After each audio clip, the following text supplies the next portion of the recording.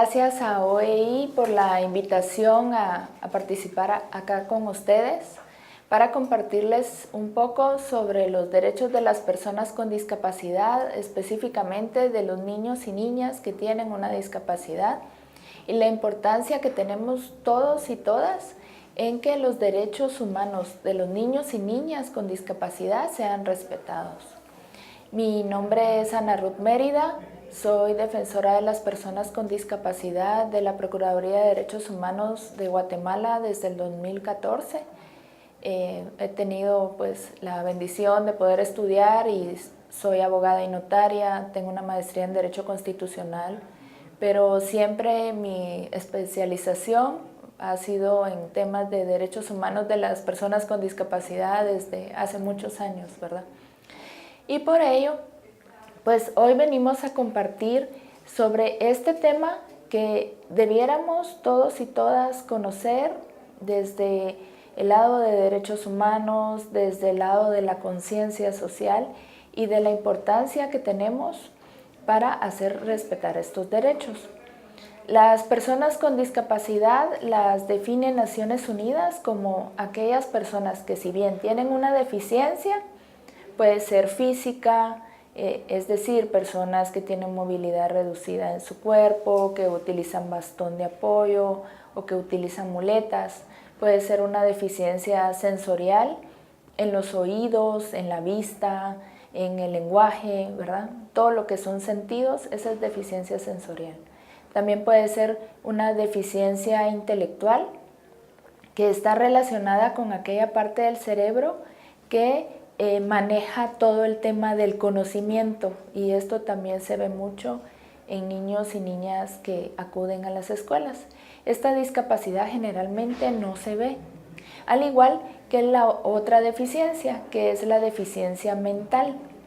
Y ojo acá, porque hay una gran diferencia entre la deficiencia intelectual y la deficiencia mental o psicosocial. La deficiencia intelectual, como les había dicho, es la parte del cerebro que maneja el tema de conocimientos, de cómo aprendo. Pero la deficiencia mental o psicosocial está relacionada con aquella parte del cerebro que maneja conductas y emociones. Una deficiencia intelectual podría ser, por ejemplo, un niño o niña que tiene síndrome de Down. Y una deficiencia mental podría ser un niño, niña o adolescente que tiene una condición de bipolaridad, por ejemplo, o esquizofrenia. Y continuando con la definición, son todas estas deficiencias que les expliqué anteriormente, sumadas a las barreras que enfrentan. Cuando hay deficiencia más barrera, se crea una condición de discapacidad. Las barreras pueden ser barreras en la infraestructura, gradas, cuando no hay pasamanos en las gradas, cuando no hay condiciones de seguridad. Pueden ser barreras también en el transporte, por ejemplo, para los niños y niñas que utilizan silla de ruedas y que no pueden subir escalones, obviamente, y los buses no tienen rampas para que accedan a ellos. También pueden ser barreras en la información, cuando nosotros como maestros no damos información accesible a los niños y niñas con discapacidad. Por ejemplo, si sabemos que un niño tiene discapacidad auditiva y hacemos dictados en clase y al niño con discapacidad auditiva no le proporcionamos información escrita, entonces ahí estamos generando una barrera en la información para ese niño o niña. Y también hay barreras de actitud. Las barreras actitudinales, que estas hacen referencia a cuando nosotros no queremos respetar y no queremos comprender que todos y todas somos diversos, ¿verdad? Y que de esta diversidad, en lugar de limitar, enriquece a nuestro mundo, ¿verdad? Pero cuando no queremos respetar esas diferencias, generamos barreras actitudinales. Deficiencia más barrera igual a discapacidad. A mayor barrera, mayor condición de discapacidad enfrenta una persona que tiene una deficiencia. Es importante comprender que desde derechos humanos hemos ido evolucionando sobre los conocimientos que teníamos de personas con discapacidad. Antes se miraba como un modelo de caridad o de lástima, después fue visto como un modelo médico, ¿verdad? De que todos deberían de rehabilitarse para ser curados, pero actualmente hemos evolucionado y lo que debemos de impulsar es de que las niñas, niños, adolescentes y adultos con discapacidad deben de ser reconocidos como sujetos de derechos y de obligaciones. Este modelo de derechos humanos es el del que todos nosotros debemos de tener mayor conciencia y que debiéramos de profundizar en su lectura, análisis y también evaluarnos nosotros mismos, nuestra forma de pensar apegado a qué modelo está, a un modelo de caridad o de lástima, o a un modelo médico rehabilitador, o ya estamos apostándole al modelo social o de derechos humanos.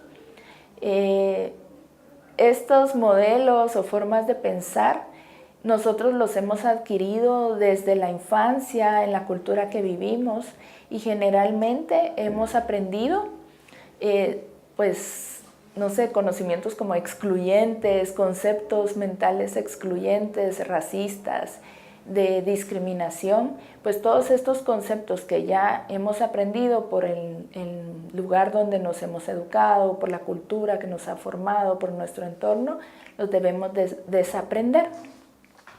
Y para ello, cuando nosotros ya hemos hecho esta autoevaluación de cómo percibimos a las personas con discapacidad, pues ya vamos a poder estar empoderados para poder enseñar a niños que no tienen discapacidad y a niños con discapacidad sobre cómo deben de respetarse los derechos de todas las personas, entre ellos de los niños y niñas con discapacidad.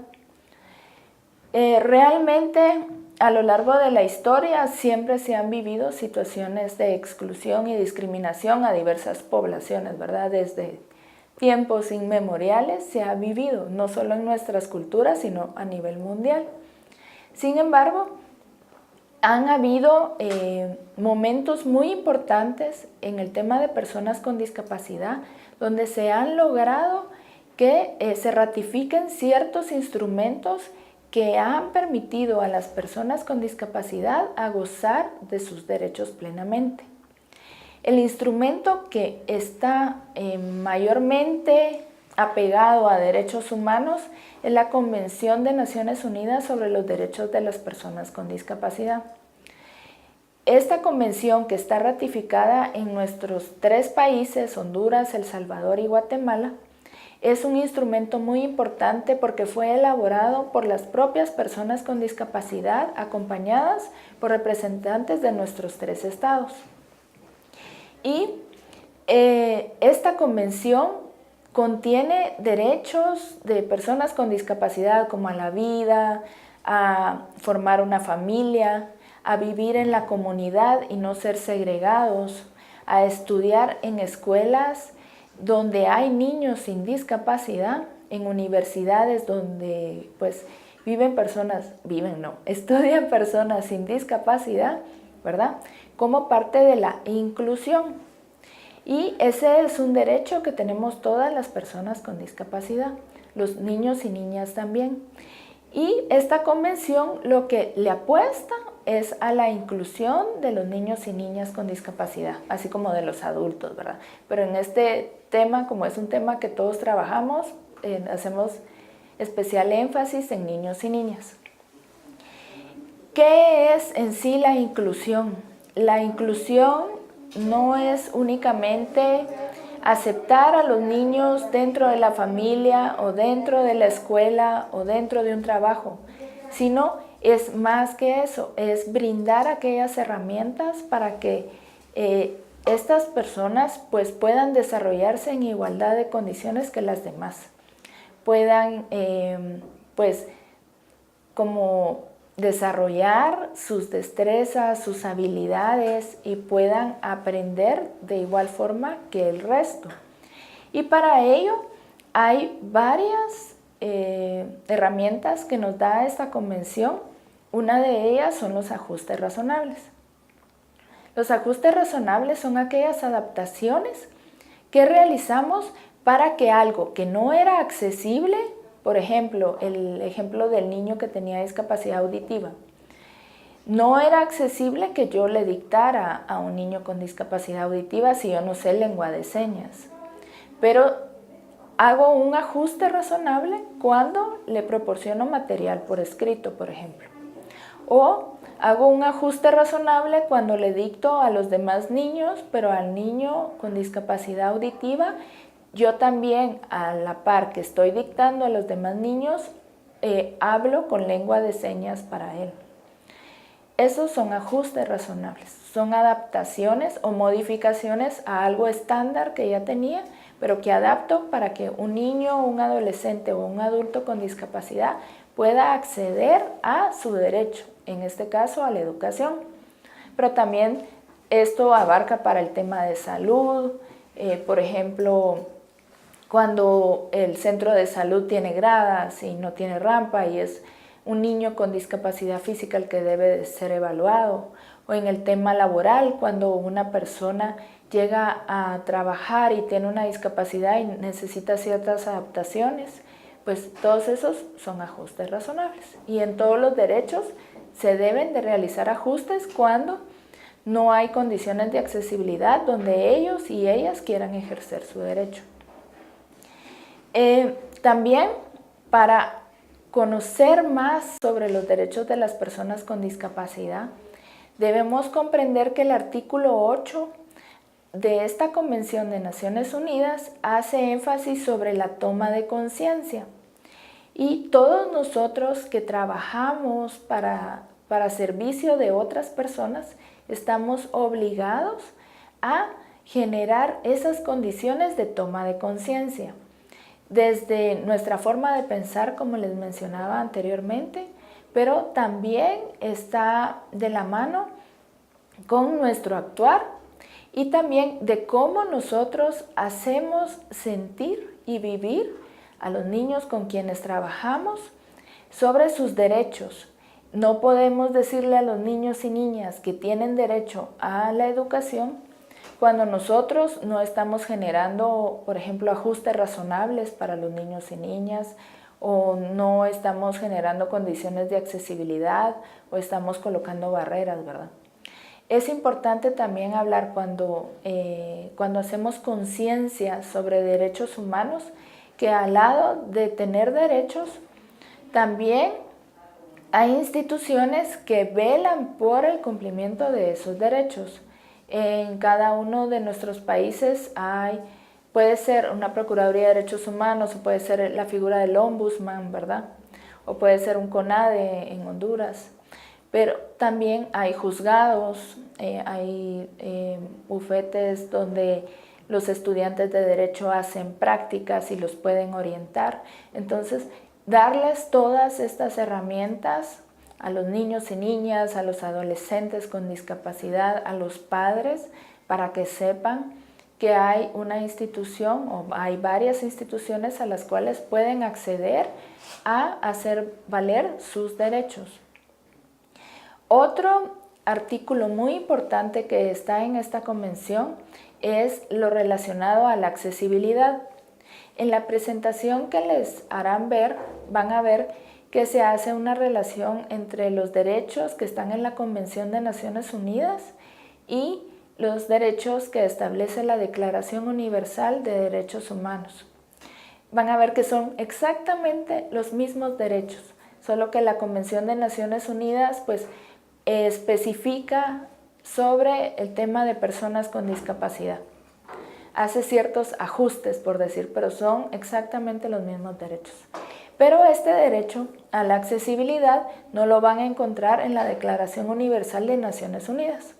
Es un derecho, se podría decir, nuevo, y el cual es muy importante de que las personas con discapacidad tengan conciencia, porque este derecho permite el acceso a alcanzar otros derechos. Por ejemplo, en la Declaración Universal de Derechos Humanos se reconoce el derecho a tener una familia, por ejemplo. y el derecho a tener una salud de calidad.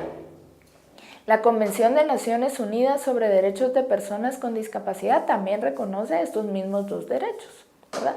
A la familia y a la salud.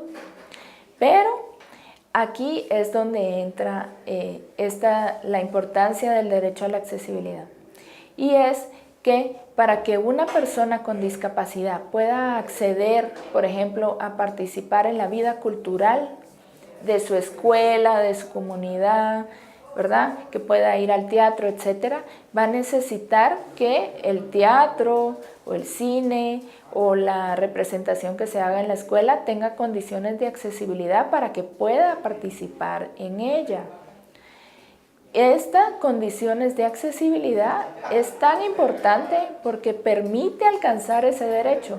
Si no generamos condiciones de accesibilidad, la persona que tiene discapacidad no puede ejercer su derecho a la cultura. Y es así como, si bien les decimos, miren, sí tienen derecho a la cultura, pero si no les decimos, miren, tienen derecho a que para alcanzar ese derecho a la cultura tiene que ser accesible para ustedes, entonces ahí es donde hay un desfase, ¿verdad?, entre el discurso y la práctica de los derechos humanos. Pues cuando generamos estas condiciones de accesibilidad, sí estamos permitiendo a los niños y niñas a que vivan su propio derecho, ¿verdad? Cuando no generamos estas condiciones de accesibilidad, no realizamos ajustes razonables, cuando no hay condiciones de accesibilidad, no estamos permitiendo a los niños, niñas y adolescentes a que vivan sus derechos humanos. Entonces es un poco complicado, realmente muy difícil, hacer conciencia a los niños y niñas sobre que tienen derechos cuando nosotros mismos se los estamos limitando para su ejercicio. Pero hay algo también que es muy importante y que está en esta Convención sobre Derechos de Personas con Discapacidad, y es la discriminación por motivos de discapacidad. Generalmente nosotros, cuando no estamos empoderados en derechos humanos, creemos que generar estas condiciones de accesibilidad, que están en el artículo 9, que espero que se les quede, también cuando no generamos los ajustes razonables que están en el artículo 2 y cuando no hacemos una toma de conciencia, como les comentaba antes, que están en el artículo 8, cuando no tenemos una visión sobre quién realmente es una persona con discapacidad y sobre el tema de las barreras que está en el artículo 1, segundo párrafo de esta convención, cuando no tenemos esa conciencia de todo lo que les acabo de decir, pues podemos incurrir en un delito de discriminación por motivos de discapacidad. La Convención de Naciones Unidas establece en uno de los incisos del artículo 2, si ustedes la tienen a la mano la pueden ver, que discriminación por motivos de discapacidad se entiende cuando denegamos los ajustes razonables a una persona con discapacidad, cuando generamos condiciones de exclusión, cuando hacemos una distinción, cuando separamos a un niño o niña, adolescente o adulto con discapacidad. Cuando hacemos todo esto, estamos incurriendo en un delito de discriminación. Un ejemplo puede ser que pongamos a todos los niños a hacer una actividad y a un niño con discapacidad no lo pongamos a hacer porque simplemente no hacemos ajustes razonables para que se incluya con los demás niños. Ahí estamos incurriendo en un delito de discriminación.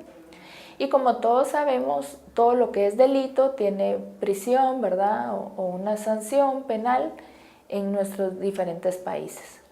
Y aparte de eso, pues es una tacha a nuestro récord, si es educativo o el récord que tengamos, ¿verdad?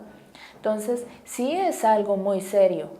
Debemos de comprender que hacer estos ajustes razonables no es un favor que le hagamos a los niños, a las niñas o a los adolescentes. Es cumplimiento de una obligación que tenemos todos y todas quienes servimos a otros y sobre todo los que servimos en el área educativa. Si nosotros no se nos dan las herramientas necesarias, porque todos sabemos que nuestros países pues están en vías de desarrollo, pero debemos de buscar hablar con el director, hablar con la Departamental de Educación, con el Ministerio de Educación, buscar esas formas para que nos asesoren, nos orienten en brindar ajustes razonables a los niños y niñas para brindar una educación de calidad. Pero también, aparte de esto, en nuestros cursos que damos de derechos humanos a los niños y niñas en general y específicamente a los niños y niñas con discapacidad, también tenemos que hacer conciencia sobre qué es discriminación en general y la discriminación por motivos de discapacidad. Y enseñar que esto, aparte que es un delito, no es correcto, ¿verdad? Porque a lo que le estamos apostando nosotros como servidores públicos, pero también a lo que le está apostando la Convención de Naciones Unidas, es a una inclusión plena. Y ahí sí que el villano o el archirrival de la inclusión es la discriminación y la exclusión. Y eso lo tenemos que enseñar a hacer conciencia y autoevaluarnos para no cometerlo, ¿verdad? También es importante para que nosotros podamos profundizar en nuestra lectura es ver esta Convención sobre Derechos de Personas con Discapacidad, también el Tratado de Marrakech para el acceso a la lectura de las personas con discapacidad visual, pero también hay otros instrumentos en cada uno de nuestros países que puede ser referencia. Guatemala ya fue evaluado por el Comité de Expertos de Naciones Unidas en cumplimiento de la Convención sobre Derechos de Personas con Discapacidad. Desde el 2016 tenemos recomendaciones de las cuales podemos acudir, leer, porque hay recomendaciones muy puntuales para niños y niñas indígenas con discapacidad. En el tema de educación también, el tema de accesibilidad, que todos y todas estamos llamados a cumplir y a hacer conciencia a la población que atendemos. El Salvador también tiene recomendaciones desde el 2017, ya fue evaluado por el Comité de Expertos, también tiene recomendaciones muy puntuales sobre niños con discapacidad, también sobre la educación inclusiva, que todos debiéramos de leer, ¿verdad? Conocer y hacer cumplir. Y Honduras este año va a ser evaluado por el Comité de Expertos, así que hay que estar pendientes de esas recomendaciones, porque las recomendaciones no son tanto como lo ven los empresarios y los funcionarios públicos, ¿verdad? No es un regaño, sino bien es una guía para ver qué necesitamos ir mejorando y de esta forma ir garantizando los derechos de las personas con discapacidad en general. Atendiendo también a las necesidades específicas de cada una. También atendiendo a la interseccionalidad, ¿verdad? No es lo mismo un niño que tiene discapacidad auditiva, que es indígena, que un niño con discapacidad auditiva que no es indígena. O sea, hay que comprender esto, hay que profundizar y hay que ver cada caso en específico desde, perdón por repetir, pero desde su especificidad, ¿verdad? Buscar los apoyos que necesitan cada uno y una, también conversando con los propios niños y niñas, conversando con los padres y ver de qué forma podemos ir garantizando los derechos de cada uno de ellos, pero también necesitamos hacer conciencia en su entorno para que sus compañeros, el resto de maestros, pues también puedan garantizarles el ejercicio de sus derechos. Así que yo hasta por acá los dejo, muchas gracias y cualquier pregunta, pues en las diapositivas ahí están mis datos para cualquier información.